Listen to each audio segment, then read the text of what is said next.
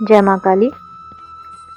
कलयुग में ऐसा कौन सा साधन है कि हम आने वाली पीढ़ी को, गर्भवती माँ अपने होने वाले बच्चों को गर्भ में ही अच्छे संस्कार दे पाए। हमने सुना है कि अभिमन्यु जब गर्भ में थे तो अर्जुन जो है अपनी पत्नी के साथ में जब चक्रव्यूह के बारे में बता रहे थे तो अभिमन्यु ने गर्भ में ही चक्रव्यूह के बारे में सारी जानकारी प्राप्त कर ली थी। तो इसी तरह गर्भ गीता एक ऐसा ग्रंथ है जिसको अगर एक गर्भवती स्त्री श्रवण करती है, उसका पठन करती है, तो वो होने वाली जो संतान होती है वो अच्छे संस्कारों से युक्त होती है। तो गर्भ गीता बहुत ही अनोखा ग्रंथ है, इसमें संपूर्ण ज्ञान समाहित है।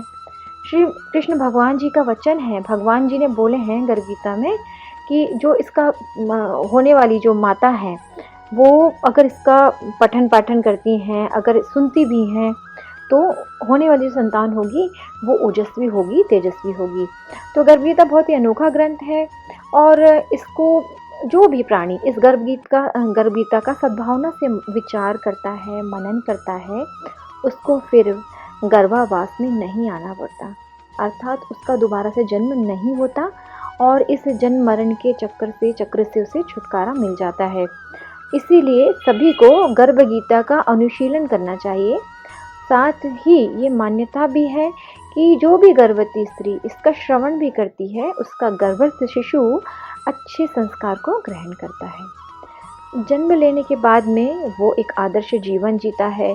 हिंदी में गर्भ गीता का पाठ अगर हम बात करें तो अर्जुन ने पूछे हैं भगवान श्री कृष्ण भगवान से कि हे कृष्ण भगवान, ये प्राणी जो गर्भवास में आता है वो किस दोष के कारण आता है? हे प्रभु जी, जब ये जन्मता है तब इसको जरा आदि दोष लगते हैं, फिर मृत्यु होती है। हे स्वामी, वो कौन सा कर्म है जिसके करने से प्राणी जन्म मरण से रहित हो जाता है?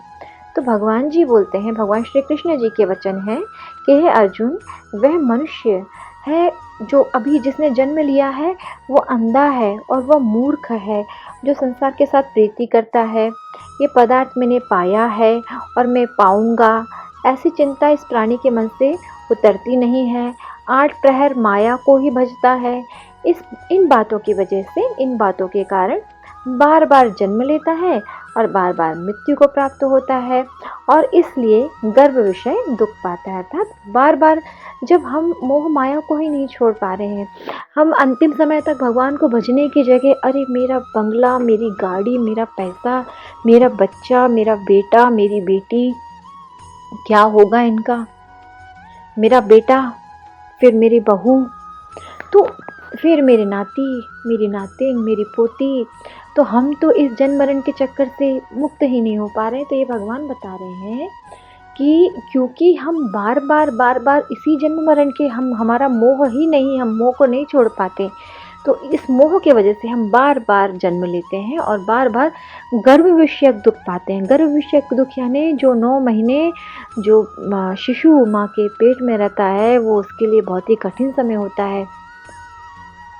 शरीर के अंदर आप क्या है, आप बाहरी आवरण को अगर हटा दें तो हाड़ मांस का केवल एक शरीर है हमारा, जिसके अंदर रक्त है, मज्जा है और वो बच्चा तो वहीं घूम रहा है उन सभी के बीच में वो। इसलिए हम अपने मोहवश गर्भ में आते हैं, बार बार हम जन्म और मृत्यु को प्राप्त होते हैं। फिर अर्जुन पूछ रहे हैं कि हे श्री कृष्ण भगवान, यह मन मदमस्त हाथी की भांति है, तृष्णा इसकी शक्ति है, ये मन तो 5 इंद्रियों के वश में है, काम, क्रोध, लोभ, मोह और अहंकार। इन 5 में अहंकार जो है जो सबसे ज़्यादा बली है। तो कौन सा यत्न है जिससे हमारा मन वश में हो जाए? तो भगवान बताते हैं कि हे अर्जुन, ये मन निश्चय ही हाथी की भांति है, तृष्णा इसकी शक्ति है, मन 5 इंद्रियों के वश में है और अहंकार इनमें श्रेष्ठ है। तो हे अर्जुन, जैसे हाथी अंकुश के वश में होता है, अंकुश यानी हाथी को जो कुंडे से बांध दिया जाता है, तो वैसे ही मन रूपी हाथी को वश में करने के लिए ज्ञान रूपी अंकुश है। अहंकार करने से जीव नरक में पड़ता है, अर्थात वही मनुष्य श्रेष्ठ है, वही जीवन को अच्छे से जी पाएगा जो अहंकार रहित हो। जिसने काम, क्रोध, लोभ, मोह इन विचारों पर अपना अधिकार कर लिया, इन विचारों पर अंकुश लगा दिया, ज्ञान रूपी अंकुश लगा दिया, जिसने अपने अहंकार को वश में कर लिया, वो व्यक्ति विजय को प्राप्त होगा। इन पांचों विकारों पर विजयी हो जाएगा वो। फिर अर्जुन बोल रहे हैं कि हे भगवान, जो एक तुम्हारे नाम के लिए वन खंडों में फिरते हैं वो एक वैरागी हुए, एक धर्म करते हैं, इनको तो कैसे जाने कि जो वैष्णव है वो कौन है। तो कुछ तो आपके नाम के ही पीछे, जैसे मीराबाई हैं, वो तो भगवान भगवत भक्ति में इस तरह से लीन हो गई थी कि उन्हें और कुछ दिखाई नहीं देता। तो अर्जुन यहाँ पूछ रहे हैं कि जो आपके नाम के लिए धर्म खंडों में फिरते हैं वो वैरागी कहलाए हैं, एक धर्म करते हैं तो वो अलग है।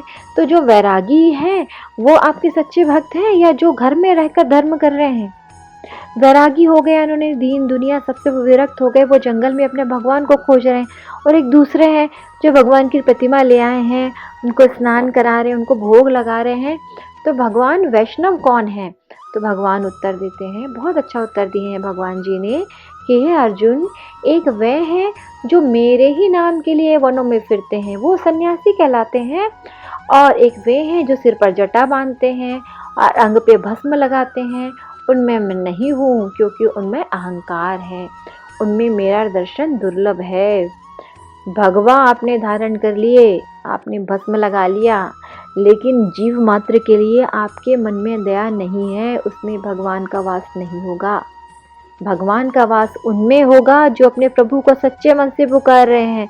उन्होंने भगवा धारण नहीं किया, उन्होंने भस्म नहीं लगाई है, लेकिन अगर वो हर प्राणी में अपने भगवान के दर्शन कर रहे हैं तो वे भगवान के सच्चे भक्त हैं। अर्जुन पूछते हैं, हे भगवान, वह कौन सा पाप है जिससे स्त्री की मृत्यु हो जाती है, और वो कौन सा पाप है जिससे पुत्र मर जाता है, और नपुंसक कौन से पाप करने से होते हैं? तो भगवान जी कह रहे हैं, श्री भगवान उवाच, हे अर्जुन, जो किसी से कर्ज लेता है और देता नहीं, इस पाप से उसकी स्त्री मरती है, औरत मरती है। जो किसी की अमानत रखी हुई वस्तु पचा लेता है, उसके पुत्र मरते हैं। जो किसी का कार्य किसी के गोचर आए पड़े और जवानी कहे कि मैं तेरा कार्य सबसे पहले कर दूंगा, और समय आने पर उसका कार्य नहीं करे, तो इस पाप से नपुंसक पैदा होता है, ये बड़े पाप हैं। अर्जुन पूछते हैं, हे भगवान, कौन से पाप से मनुष्य सदा रोगी रहता है? किस पाप से गधे का जन्म पाता है, स्त्री का जन्म तथा टट्टू का जन्म क्यों पाता है, और बिल्ली का जन्म किस पाप के कारण होता है? तो श्री भगवान उवाच, हे अर्जुन, जो भी मनुष्य कन्यादान करते हैं और इस दान में मूल्य ले लेते हैं वे दोषी हैं। वे मनुष्य सदा रोगी रहते हैं। जो विषय विकार के वास्ते मदिरा पान करते हैं वे टट्टू का जन्म पाते हैं, और जो झूठी गवाही करते हैं वह औरत का जन्म पाते हैं। जो औरत रसोई बना के पहले आप भोजन कर लेती है और पीछे परमेश्वर को अर्घ्य दान करती है, वो बिल्ली का जन्म पाती है। इसीलिए सबसे पहले भोजन बनाएं, शुद्धि के साथ बनाएं, सबसे पहले अपने भगवान जी को भोग लगाएं, उसके बाद भोजन ग्रहण करें। जो मनुष्य अपनी झूठी वस्तु को दान कर देता है वो औरत का जन्म पाता है, और वह गुलाम औरतें होती हैं। अर्जुन वाच, हे भगवान, कई मनुष्यों को आपने सुवर्ण दिया है और उन्होंने कौन से पुण्य किए हैं, और कई मनुष्यों को आपने हाथी, घोड़े, रथ दिए हैं, तो उन्होंने कौन सा पुण्य किया है? तो श्री भगवान वाच, हे अर्जुन, जिन्होंने स्वर्ण दान किया है उनको घोड़े, वाहन और रथ मिलते हैं। जो परमेश्वर के निमित्त कन्या दान करते हैं तो पुरुष का जन्म पाते हैं। अर्जुन वाच, हे भगवान, जिन पुरुषों के अंदर विचित्र देह है उन्होंने कौन सा पुण्य किया है? आप देखते हैं कई लोग बड़े सुंदर होते हैं, बड़े मनमोहक होते हैं, तो क्या कारण है प्रभु इतनी अच्छी देह वो पाते हैं? किसी किसी के घर में संपत्ति है, कोई विद्यावान है, तो उन्होंने कौन से पुण्य कर्म किए हैं? तो श्री भगवान वाच, हे अर्जुन, जिन्होंने अन्न दान किया है उनका स्वरूप बहुत सुंदर है। जिन्होंने विद्या दान किया है वे विद्यावान होते हैं। जिन्होंने संतों की सेवा की है वह पुत्रवान होते हैं। अर्जुन वाच, हे भगवान, किसी को धन से प्रीति है, कोई स्त्रियों से प्रीति करते हैं, इसका क्या कारण है? तो भगवान वाच, हे अर्जुन, धन और स्त्री सब नाश रूप है, भक्ति का कोई नाश नहीं है। अर्थात सारे काम, क्रोध, लोभ, मोह को, स्पेशली विशेषतः स्त्रियों के मोह को तो त्याग दें माँ, क्योंकि ये क्षणिक है। जब हम कलयुग में जी रहे हैं तो कलयुग में तो स्त्री रूप देखती है और धन देखती है, तो ये तो नाशवान है, लेकिन भगवान की भक्ति का नाश नहीं है।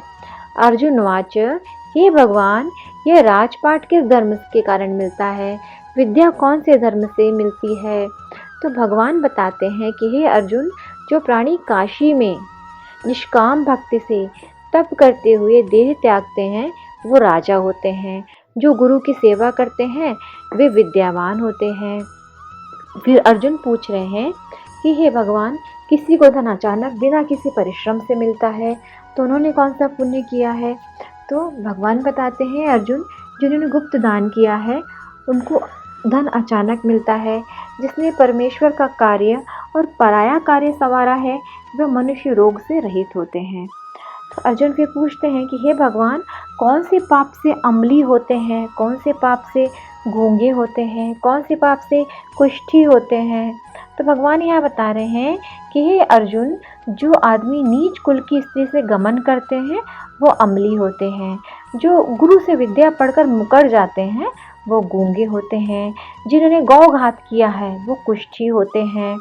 अर्जुन फिर पूछते हैं कि हे भगवान, किसी पुरुष के देह में रक्त का विकार होता है वे किस पाप से होता है?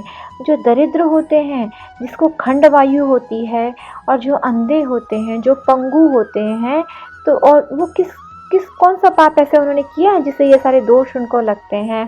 कौन से मनुष्य है जो पाप से रहित होते हैं? कई स्त्रियां बाल विधवा हो जाती हैं तो वो किस पाप के कारण होती हैं? तो भगवान बता रहे हैं यहाँ कि जो हे अर्जुन, जो सदा क्रोधवान रहते हैं उन्हें रक्त का विकार होता है। जो मलिन रहते हैं वो सदा दरिद्री रहते हैं। जो कुकर्मी ब्राह्मण को दान देते हैं उन्हें खंडवायु होती है। जो पराई स्त्री को बिना वस्त्रों के देखते हैं, गुरु की पत्नी को कुदृष्टि से देखते हैं, उन पर अच्छी दृष्टि नहीं रखते, सो अंधे होते हैं। जिसने गुरु और ब्राह्मण को लात मारी है वो लंगड़ा व पंगु होता है। जो औरत अपने पति को छोड़कर पराये पुरुषों से संग करती है तो बाल विधवा होती है। अर्जुन यहाँ पूछते हैं, भगवान, आप तो पर ब्रह्म हैं, आपको नमस्कार है। पहले मैं आपको अपना संबंधी जानता था, परंतु अब मैं आपका ईश्वर रूप जान पा रहा हूँ। तो हे परब्रह्म, गुरु दीक्षा कैसी होती है, कृपा करके मुझे बताइए। मुख्यतः कलयुग में बात करें और हर युग में बात करें तो ये कहा गया है कि गुरु बिना गति नहीं होती। गुरु कौन है? गुरु वह है जो मैं अंधकार के मार्ग से खींच करके हमें प्रकाश की ओर ले जाएं। गुरु हमारे भगवान हो सकते हैं, गुरु हमारे इष्ट हो सकते हैं, गुरु हमारे माता पिता हो सकते हैं। तो गुरु पर आपको पूर्ण श्रद्धा रखनी चाहिए। श्री भगवान बता रहे हैं यहाँ कि हे अर्जुन, तुम धन्य हो, तुम्हारे माता पिता भी धन्य हैं जिनके तुम जैसे पुत्र हुए हैं। अर्जुन, सारे संसार के गुरु जगन्नाथ हैं। विद्या का गुरु काशी, चारों वर्गों का गुरु सन्यासी। सन्यासी उसको कहते हैं जिसने सबका त्याग कर दिया, सब कुछ त्याग करके मेरे विषय में उसने मन लगाया, सो ब्राह्मण कहलाया। वो ब्राह्मण जगत गुरु है। हे अर्जुन, ये बात ध्यान देकर सुनने की है। गुरु कैसा करें? जिसने सब इंद्रियां जीती हो, जिसको सब संसार ईश्वर रूप नजर आता हो और जो सारे जगत से उदास हो, ऐसा गुरु करें। जो परमेश्वर को जानने वाला हो उस गुरु की पूजा सब तरह से करें। हे अर्जुन, जो गुरु का भक्त होता है और जो प्राणी गुरु के सम्मुख होकर भजन करता है वह मेरा भजन करता है और उसका भजन करना सफल है। जो गुरु से विमुख है उसको सप्त ग्रास मारे का पाप है। गुरु से विमुख प्राणी जो है वो दर्शन करने योग्य नहीं होते। जो गृहस्थी संसार में गुरु के बिना है वो चंडाल के समान है। जिस तरह मदिरा के भंडार में जो गंगा जल है वह भी अपवित्र माना जाता है, इसी तरह गुरु से विमुख व्यक्ति का भजन सदा अपवित्र होता है। उसके हाथ का जल और भोजन देवता भी नहीं लेते, उसके हाथ का भोजन ग्रहण नहीं करती। उसके सब कर्म निष्फल हो जाते हैं जो गुरु नहीं करता। कुकर, सूकर, गंधर्व, काक, ये सारी जो योनियां हैं उसमें बड़ी खोटी योनियां हैं। इनको अगर बोलते हैं ना, अगर इनका स्पर्श हो जाए तो स्नान करना पड़ता है फिर से। कुकर, शुकर, गंधर्व, काक जो है वो, तो इन सबसे भी ज्यादा नीच, इन सबसे भी ज्यादा वो खोटा है वो मनुष्य जो गुरु नहीं करता, अर्थात गुरु बिना गति नहीं होती। वह अवश्य नरक को जाता है, नरक को जाएगा। गुरु दीक्षा बिना प्राणी के सब कर्म निष्फल हो जाते हैं। अब जैसे चारों वर्णों में मेरी भक्ति करना योग्य है, वैसे ही गुरुधार के गुरु की भक्ति करना योग्य है। जैसे गंगा नदियों में उत्तम है, सब व्रतों में एकादशी का व्रत श्रेष्ठ है, वैसे ही अर्जुन शुभ कर्मों में गुरु की सेवा सबसे उत्तम मानी गई है। गुरु दीक्षा बिना प्राणी पशु योनि को पाता है। जो भी धर्म करता है तो पशु योनि में फल भोगता है, यह 84 योनियों में भ्रमण करता रहता है। तो अर्जुन पूछते हैं, हे श्री कृष्ण भगवान जी, गुरु दीक्षा क्या होती है? तो भगवान यहाँ उत्तर दे रहे हैं। भगवान श्री अर्जुन जी ने बहुत अच्छा प्रश्न पूछा है, और जो भगवान श्री कृष्ण जी ने जो गुरु दीक्षा को जो वर्णन किए हैं वो कलयुग के कर्मों को ध्यान में रखते हुए किए हैं, जो हमें मार्गदर्शन प्रदान कर रहा है आज भी। तो भगवान बताते हैं, हे अर्जुन, धन्य जन्म है उसका जिसने यह प्रश्न किया, तू धन्य। गुरु दीक्षा के 2 अक्षर हैं, हरि, ओम।